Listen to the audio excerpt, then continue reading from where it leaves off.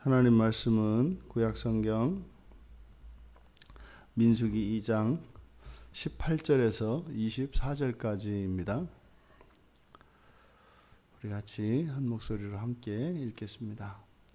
서쪽에는 에브라임의 군대의 진영에 군기가 있을 것이라.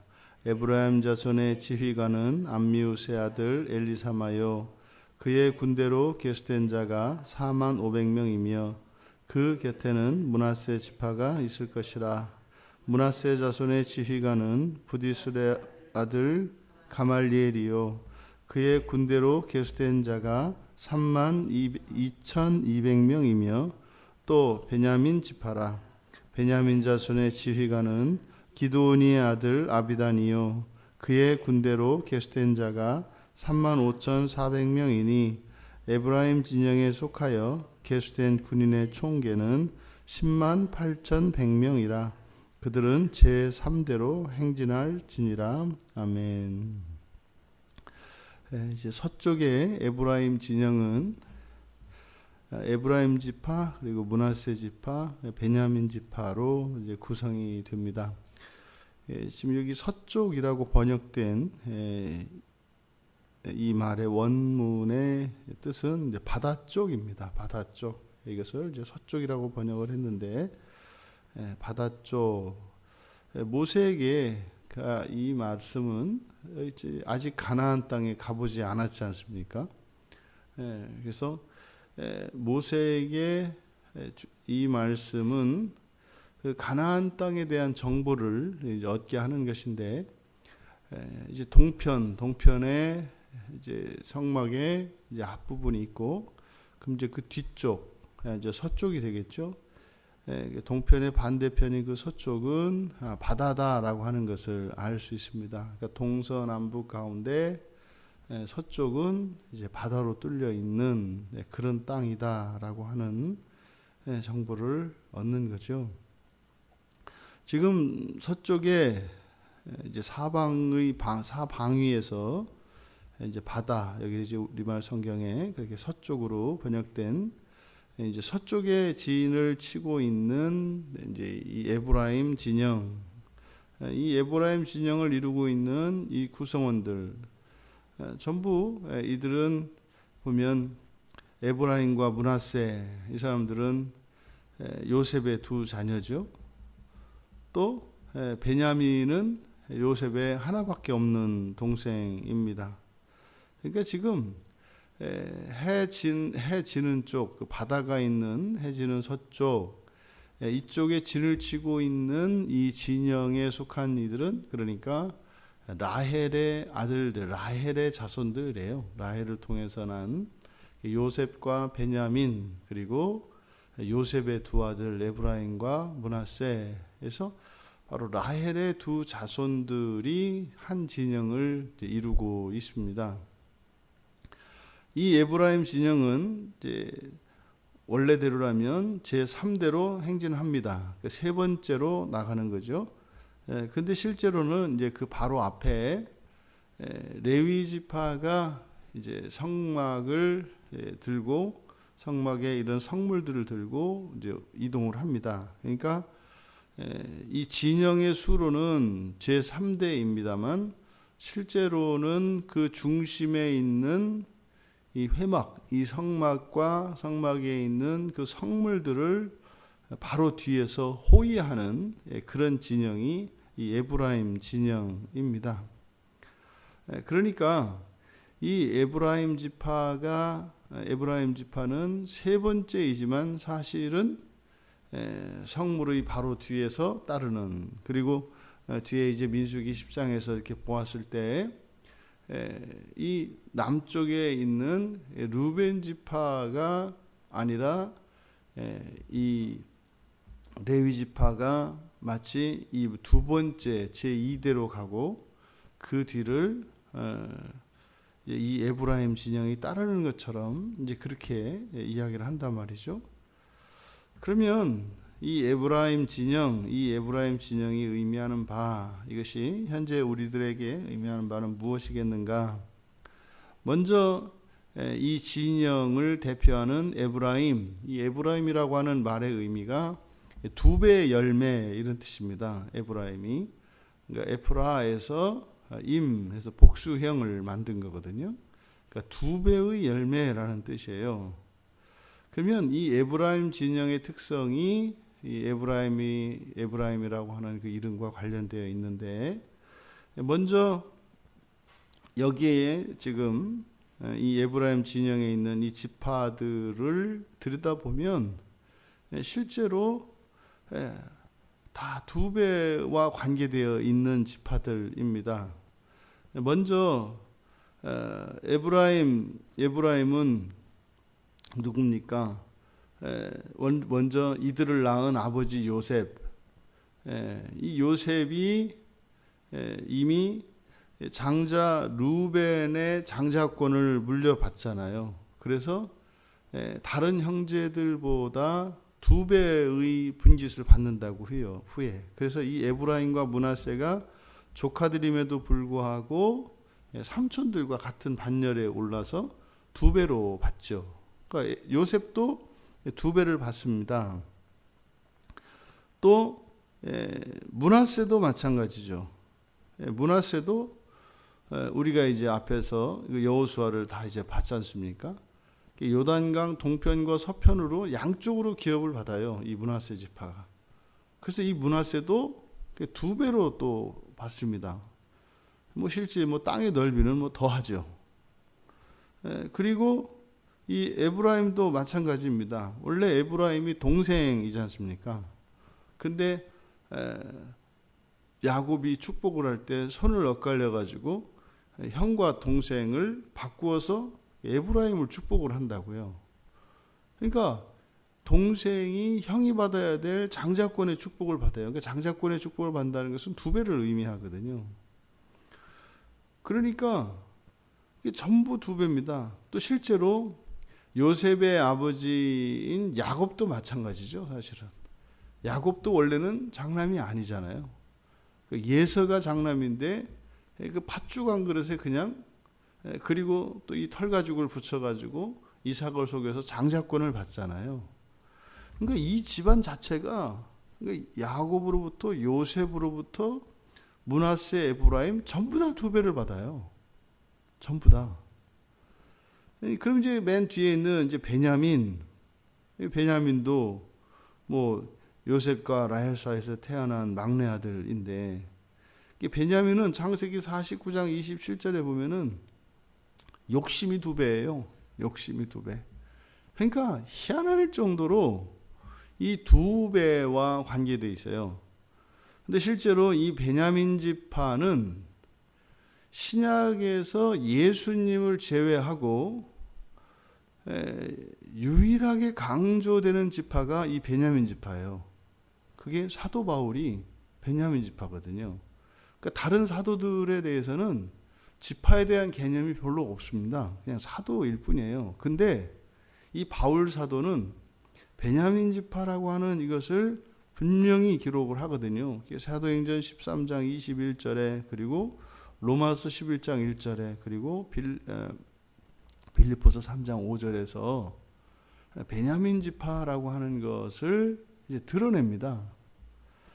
그러니까 지금 여기에 있는 이 에브라임 지파를 이루고 있는 이것은 바로 이들의 직접적인 선조인 야곱으로부터 요셉에, 그리고 에브라임과 므낫세로 이어지는, 그리고 심지어는 베냐민까지 전부 공통점이 뭐냐면 이게 두 배예요, 두 배. 그리고 본래 본인들이 그 태어난 출생과는 다르게 이렇게 장자권을 또는 이 므낫세 같은 경우에는 장자권을 뺏겼는데도 불구하고 나중에 가면은 두 배의 땅을 받는, 그러니까 이게 전부 이제 라헬의 자손들인데 어떻게 이럴까? 그러니까 지금 이 서편에 위치하고 서쪽에 위치하고 있는 이 에브라임 진영의 특성이라고 하는 이것은 남달라요. 근데 이러한 이렇게 장자는 아니었음에도 불구하고 이런 장자들의 대우를 받는 그 이유가 뭡니까? 사랑받는 자들이에요. 사랑받는 자들입니다. 그러니까 루벤 진영과는 정반대되는 거죠. 루벤은 장자입니다. 근데 그 장자권은 고사하고 뭐 제목 하나 제대로 챙기지 못하는 것 같은 이런 분위기가 이제 이스라엘 진영 안에서 지파 12지파 가운데에서 루벤 지파는 그렇게 되는데, 이쪽 이 에브라임 진영에 속한 이들은 전부 어쨌든 이렇게 두 배로, 물론 이제 베냐민 같은 경우에는 탐욕이 지나쳐서 빼앗는 일이 뭐 이렇게 나오죠. 그러니까 없으니까 이게 욕심이라도 두 배. 근데 이게 지금 다 사실은 사랑과 관련되어 있다고요. 이게 이 사람과 천사를 보면은 꼭 이제 우리가 이 모양입니다.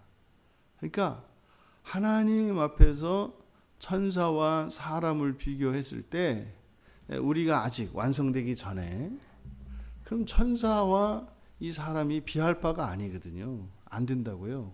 우리가 이 영화롭게 되기 전까지는 천사하고 우리가 이렇게 비교될 수 없는 존재예요. 그런데 뭐 천사와 우리들의 차이는 뭡니까? 그게 이제 하나님의 창조 섭리에서는 예정인데, 그것을 우리가 이런 관계적인 측면에서는 사랑이라고 이야기를 한다고요. 하나님이 천사가 아니라 사람을 사랑하세요. 그 다른 이유가 없습니다. 그냥 사랑하세요. 그래서 이 세상을 기업으로 물려받아요. 그러니까 그것에 대해 왜 그러냐? 이유 없어요. 그냥 사랑에는 이유가 없어요. 그냥 하나님이 사랑하시는 거죠.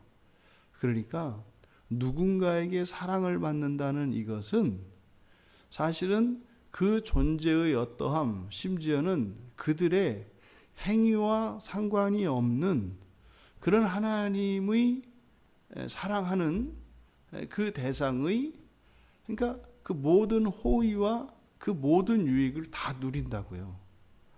그러니 하나님의 사랑을 받는다고 하는 것은 얼마나 복되고 얼마나 영광스러운 것인지 몰라요. 그러니까 이 세상에 그 무엇을 다 가지는 것보다 사실은 가장 큰 복은 뭡니까?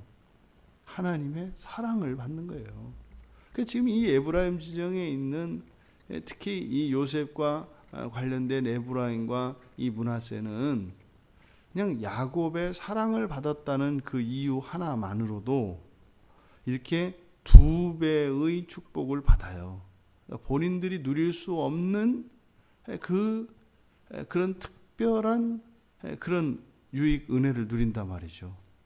그러면 하다못해 이 야곱의 사랑을 받은 요셉, 또 요셉의 사랑을 받은 이 에브라임과 므낫세, 그러면 이들에게 일어나는 이 일을 통해서 그러면 하나님의 사랑을 받는 우리들에게는 어떠한 일이 일어나는가? 하나님의 사랑을 받는 우리에게는 그러면 우리의 무엇이 아니라 하나님이 우리를 사랑하시기 때문에 우리에게 주어진 복은 무엇일까? 그게 뭡니까? 이게 하나님 나라, 주님 나라, 그 기업을 물려받는 거다 이 말이죠. 그거를 물려받아야 합니다. 앞에서 이 에서나 또 이 루벤이나 이들이 장자임에도 불구하고 장자권을 누리지 못했지 않습니까? 그러면 우리도 마찬가지예요. 그러니까 하나님의 사랑을 받는 자들에게 부어주시는 특별한 은혜와 복이 있단 말이에요. 근데 그것을 우리가 누려야 합니다. 그것을 팥죽 한 그릇에 팔아먹으면 안 돼요. 그걸 지켜내야 한다 이 말이죠.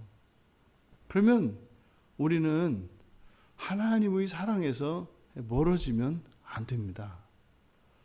하나님의 사랑 안에 있다는 게 뭐예요? 하나님의 말씀을 사랑하는 겁니다. 하나님 말씀 안에 거하는 겁니다. 그게 하나님의 사랑 안에 거하는 거예요. 그러면 지금 서쪽에 진을 치고 있는 이 에브라임 진영의 이 지파들에게 앞으로 일어날 그 일들이 하나님의 사랑을 받는 자들에게 주신 그 약속의 기업들이 그대로 물려질 줄 믿습니다.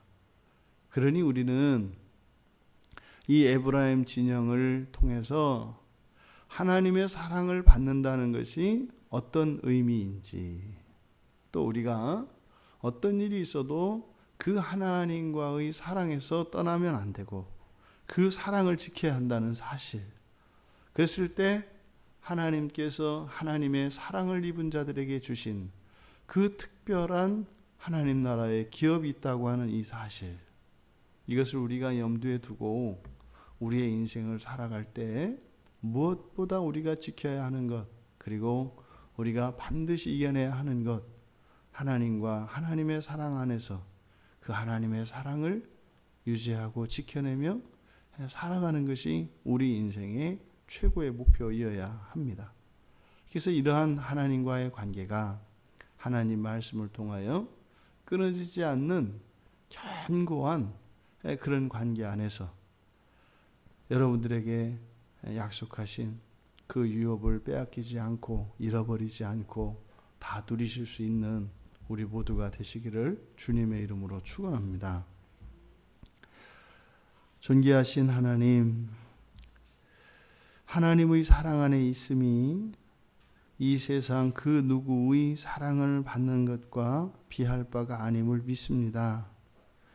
이 에브라임 진영이 야곱과 요셉으로부터 사랑을 받은 것만으로도 다른 지파들이 누릴 수 없는 놀라운 은혜와 복을 누렸다면 참으로 하나님의 사랑을 받는 저희 그리스도인들이 누리게 될 것은 어떠하겠습니까? 세상에서 유익을 구하는 것이 아니라 하나님 사랑 안에 있는 그 유익과 복을 사모하며 그것을 위하여 살아가는 저희들이 되게 하옵소서. 감사하며 예수님의 이름으로 기도하옵나이다. 아멘.